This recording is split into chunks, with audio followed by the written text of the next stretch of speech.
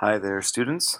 This is a quick introductory video to kind of give you a tour of all the different parts of Illustrator. This is the figure that we'll be making a little bit later this week and into next week.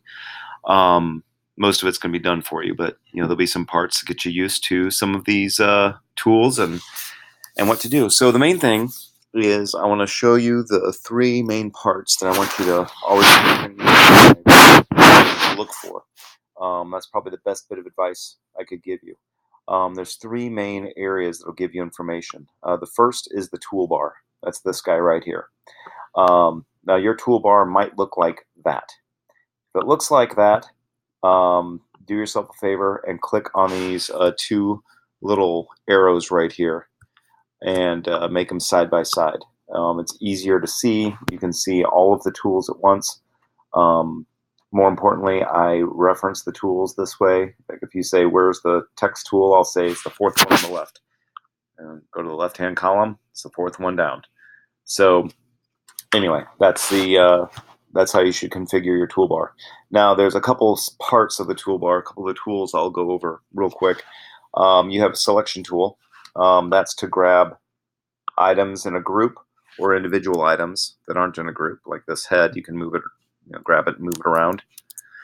Then you have the direct selection tool, and what that does is it lets you select items within a group and just move them. You have the pen tool. The pen tool allows you to make shapes. So I can click for an anchor point, and then I can click once to make a straight line, maybe click over here and drag and make a curved line. Go up here to finish it off. I can go back with the direct select tool and I can move some things around. I can move my handles to change the curve. I can move the anchor points to make this be, whatever shape I want it to be.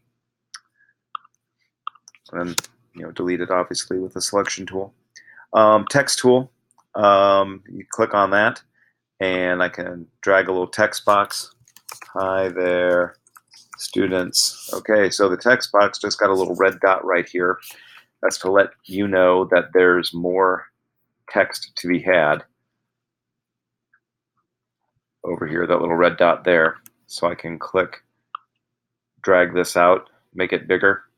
I can make the text box as big as I want, but I can also turn this text into dynamic text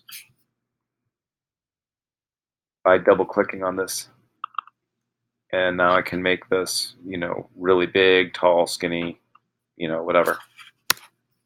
Another good tool is the shape tool. We're using that a lot. It's to make your rectangles or squares. Anytime you see this little triangle in the bottom of the toolbar, this guy right here means there's more tools hidden underneath it.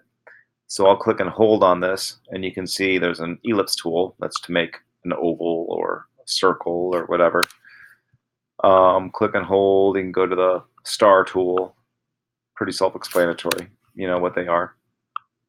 So that's what those little triangles mean in the corner. Let's see, a couple other tools we'll get to later on. But this is the last one I'm going to show you, the most important one, and it's the color picker. It's these guys right here. And what they do is they give you information about what's, that's a group, so it's not going to show anything. But this guy's not a group, he's all by himself. And it tells you what the color of the fill is and what the color of the stroke is.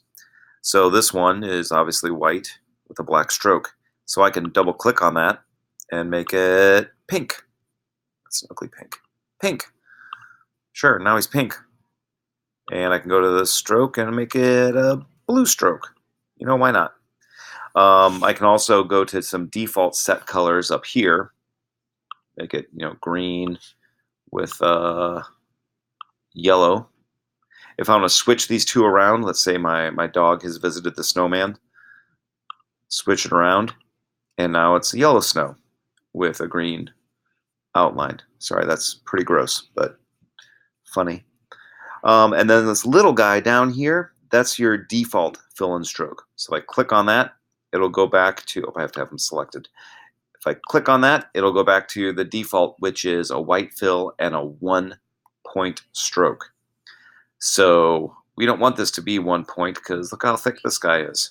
So if I go to my direct select tool, I can select just the circle. It's 5 points.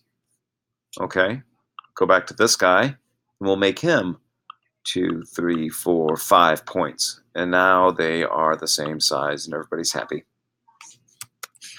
All right, so that's the toolbar. The control bar is up here at the top, and it will give you information based on what tool you have selected. So right now, if I go to, say, my pen tool, it's going to tell you it's going to be a uniform stroke, 15-point brush. If you use your brush tool, you got a 15-point round brush right here, and you can make some changes on that, or you can add other brushes over here.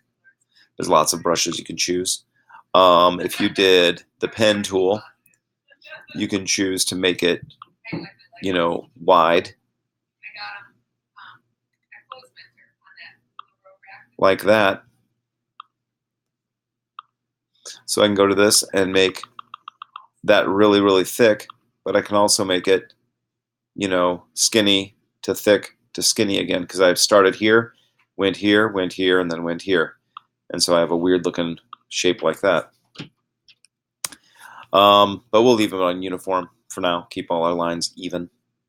If I go to the text tool, it tells you things like what font you can use, what styles, your size, and then there's a paragraph panel, so you can do things like alignment, you know, left justify, right justify, things like that. On top of the control bar is the menu bar. Now, the menu bar is very important because it lets you do things directly to objects. So let's say I said go to the menu bar and go to effect. Well, it's not going to be over here, it's not going to be over here. You're going to look way up here at the top at the menu bar, go to effect, and go down to, you know, say go to stylize, drop shadow, and boom, drop a shadow on the snowman there. All right, then the last thing is the panels. Now the panels over here, what they do is they give you information excuse me, based on what the object is. So I can go to the panels and I can choose, you know, what color I want. So right now you can see the stroke is active. So let me click on that. White is active. I can make it, you know, green or purpley or pink or yellow, like we had with the dog's been at the snow. There's a color wheel here. You can choose all kinds of complementary colors, analogous colors, come up with your own color schemes. There's a couple other things in here, like alignment is where you can grab a couple of objects and make them align to each other. Now the cool thing about the panels is that you can collapse them down to icons, but right now you guys aren't familiar with the icons, so I'd recommend pulling it out like this. If your panels looks like that, it just means that you have the panels expanded all the way. So you don't really want the panels to be expanded, I think, for now. It's you know, you can't see them all. It goes all the way down to the bottom. Some of them are gone. So we're going to do a couple of things here. We're going to play with the stack and move some things around. This is called a stack, by the way. So all these different stacks have drawers in them. So if I click on Pathfinder, it makes a drawer that pops out. Click on it again, and the drawer goes back in. I can take drawers and I can combine them together in like these little folder looking guys. So I can take, like, say I'll take the stroke panel out, which I can also, it's another way that I can change the thickness of the stroke. So I'll go back down to 5. Or I can move it back in a different one, put it down there if I want.